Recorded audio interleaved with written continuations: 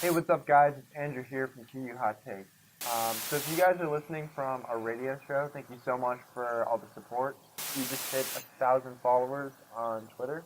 So if you're not following us already, you can find our link in the description below and give us a follow. So I'm creating this channel mainly as a way to continue what I've been doing with our radio show and to really go in depth with some of the sports discussions that we've already had and that I want to have in the future. I really want to make some upcoming NFL draft videos. Football is really my passion, first and foremost, and I want to kind of give you guys some of my analysis and thoughts with regards to the draft and just the upcoming NFL season.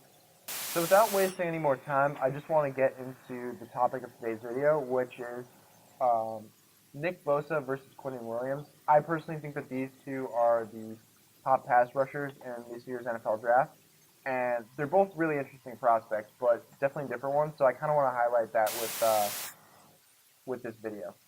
So Nick Bosa is 6'4", 265 pounds.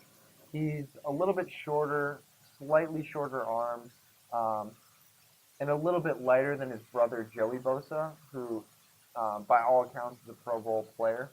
I think he's so similar to his brother that the pro comp for Nick is obviously going to be Joey, but he's a little different. He's a little bit more of a finesse player than Joey. He's not quite as strong at the point of attack. He's not an elite athlete, just like his brother. He posted a 34.5-inch vertical, which, if you look at elite pass rushers in the league, it's not. It's kind of in the middle of the pack. Real Max 40-inch vertical, Xavier Clowney 37, J.J. Watt 37. So you're looking at a lot of guys who, at the upper echelon of pass rushers, are kind of a neck above in that specific metric. And vertical kind of matters because for a pass rusher, it's very important for the speed to power conversion. So if you're rushing upfield, you're initially trying to beat a tackle with speed. If you can't beat him with speed, you basically need to put your foot in the ground. For Nick Bosa, I wrote that he wins late instead of early. And this kind of means that he doesn't have elite speed right out of the gate as a pass rusher. Someone like Von Miller is someone who wins early, where he just kind of runs around you because he's so fast. Nick doesn't really have that top end speed, so I think that he wins by technique and power, and he really has to go through you, or at least through one side of you, to really be an effective pass rusher. He's really good on stunts. If you have him blitz inside or anywhere towards the interior of the offensive line, he's extremely effective, and I noticed that on tape. As I mentioned before, he does lack elite burst and arm length, which are two traits, kind of hallmark traits of elite pass rushers. For what he lacks as an elite athlete, he's still a very good athlete, don't get me wrong. He has great hand usage. If you're a below average tackle, a below average athlete, or you're just kind of sloppy as a tackle, he can absolutely abuse you. And that was very evident in the 2018 Oregon State game, where he looked like the best player on the field, and it really wasn't close. He does have great bend, though, which is another hallmark of an elite pass rusher.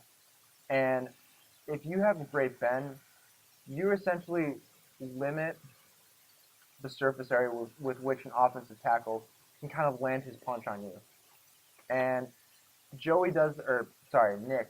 Nick really does that exceptionally well, and it's just kind of the reason why he's such a polished pass rusher coming out in this year's draft. His motor is always there. He's definitely a high effort player, and I never really noticed him taking any plays off at all, which is definitely a good sign for someone that's going to potentially be a top 3 pick. I think that he's more of a finished product than Quinnen Williams, and he's definitely a faster, switchier athlete than Williams, but this is not really including size. I think he's a safer bet overall, but I do think that Williams has a better upside. So on to Quinnen Williams. He's 6'4", 295, at least that was his listed weight. He came into the combine at 303 pounds, and he ran a 4.83 in the 40, which is exceptionally rare, and it kind of turned some heads. He's exceptional at coordinating his movements. He looks a little like a larger Aaron Donald when he ties his hands and his feet together, and he's basically just an absolute technician, and he's very intelligent with how he sets up offensive linemen and how he can kind of beat double teams. I wrote that he was exceptional at shedding offensive linemen blocks, He's very good with his hands. He's got very powerful hands. As you guys are probably going to notice in the film, he has a bit of a different stance than Joey. He likes to kind of see what the offensive line does first because he's exceptional at kind of reacting to the play itself. Williams just has this unique, different style about him where he kind of traverses the landscape a little bit more.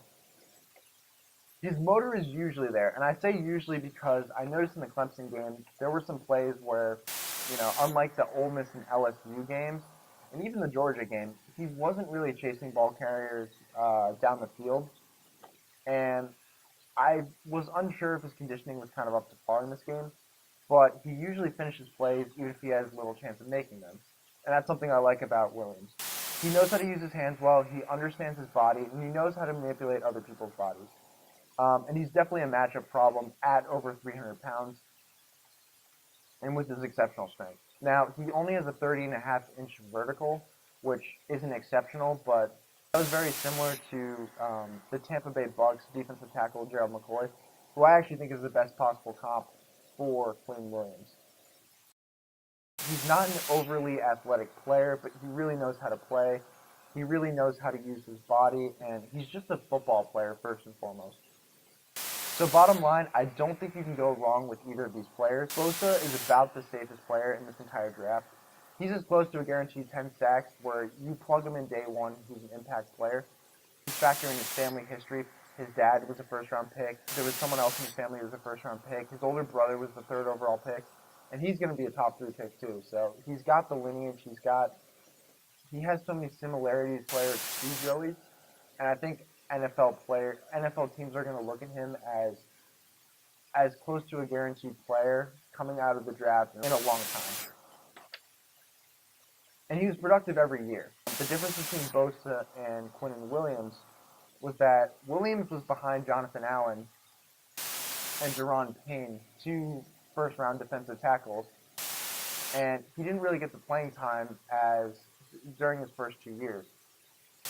He's a bit more of a risk because even though he was absolutely exceptional this year, he didn't really repeat it for a couple of years, so you didn't really get to see any trend with Williams.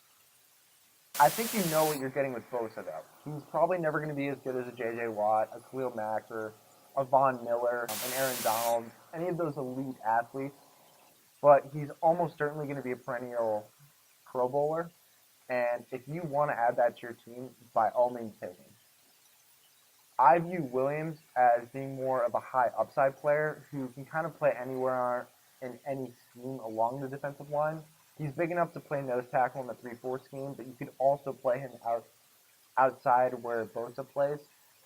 Bosa really seems like a 4-3 defensive end, but he can play exceptionally well at that position, and especially as a pass rush specialist off the edge. While Nick Bosa does have some physical limitations in the sense that he isn't an elite athlete, he makes up for his weaknesses with his strengths, with his power, with his great hands, with his intellect, with his bend. And I guess overall, I like Williams more than Bosa. They both do so many things so well that you really can't go wrong with either of them. Thank you guys so much for listening, and tune in to next week's video for some more NFL draft content.